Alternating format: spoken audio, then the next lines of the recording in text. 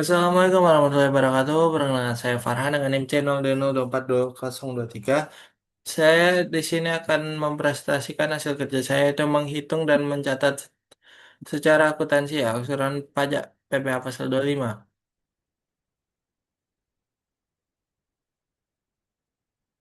Konsep dasar PPh pasal 25. Angsuran bulanan. Angsuran pajak bulanan sebagai cicilan kewajiban PPh tahunan untuk meringankan beban akhir tahun dan meningkatkan kepatuhan. Siapa yang wajib? Berlaku untuk wajib pajak orang pribadi dan wajib pajak badan. Tujuannya menyebarkan beban pembayaran pajak dan membantu perencanaan kas WP. Perhitungan angsuran PPh pasal 25. Perhitungan dasar diambil dari SPT tahunan tahun sebelumnya. Angsuran sampai dengan PPh terutang sampai kredit pajak atau 12. Untuk WP badan, gunakan penghasilan neto fiskal atau bruto dikurangi biaya yang terkait. Contohnya, PT Mitra Sejahtera PPh terutangnya 180 juta, kredit pajaknya 90 juta. Sisa yang harus dibayar yaitu 90 juta. Angsurannya sama dengan 7.500.000 per bulan.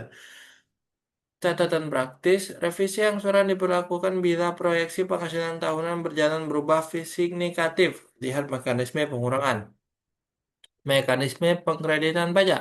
Kredit pajak mengurangi total PPh terutang, komponen kredit meliputi pajak yang dibayar sendiri, pajak yang dipotong atau dipungut non final, dan pajak luar negeri atau PPh pasal 24 sesuai ketentuan PPh pasal 21, 22, 23 yaitu yang tidak bersifat final.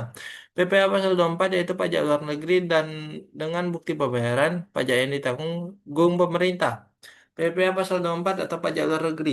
PPh luar negeri atas penghasilan luar negeri dapat dikreditkan untuk menghindari pajak berganda. Nilai kredit dibatasi oleh pajak terutang menurut UU PPh Indonesia.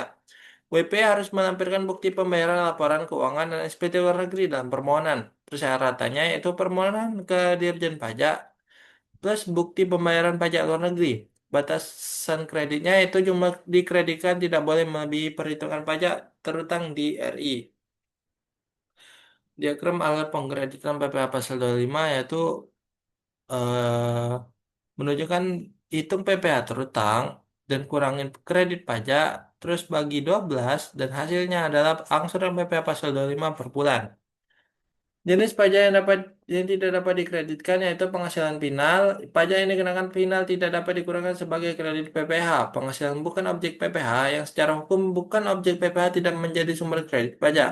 PPh masukan yang tidak dapat dikreditkan yaitu promosi PPN atas perolehan BKP atau JKP yang tidak terkait kegiatan usaha. PPN yang dikecualikan atau PPN setelah batas waktu pengkreditan. Pengurangan angsuran PPh pasal 25 yaitu BP dapat mengajukan pengurangan jika proyeksi PPh tahunan berjalan kurang dari 75% dari PPh terutang tahun sebelumnya. Permohonan tertulis diajukan ke Kepala KPP dengan lampiran perhitungan dan proyeksi. Putusan biasanya keluar dalam 1 bulan. Lampirannya itu perhitungan rinci, SPT terakhir, dan proyeksi pendapatan. Efeknya perubahan besar pada kas dan beban angsuran bulan. Pencatatan akuntansi angsuran PPh pasal 25. Pencatatan harus jelas, memisahkan beban pajak dan kredit pajak untuk memudahkan rekonsiliasi di SPT tahunan. Saat pembayaran bulanan, debit sama dengan beban PPh pasal 25 atau kredit kas atau bank.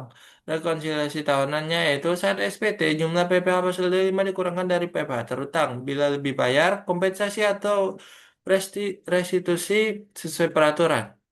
Terima kasih, sekian dari saya. Wassalamualaikum warahmatullahi wabarakatuh.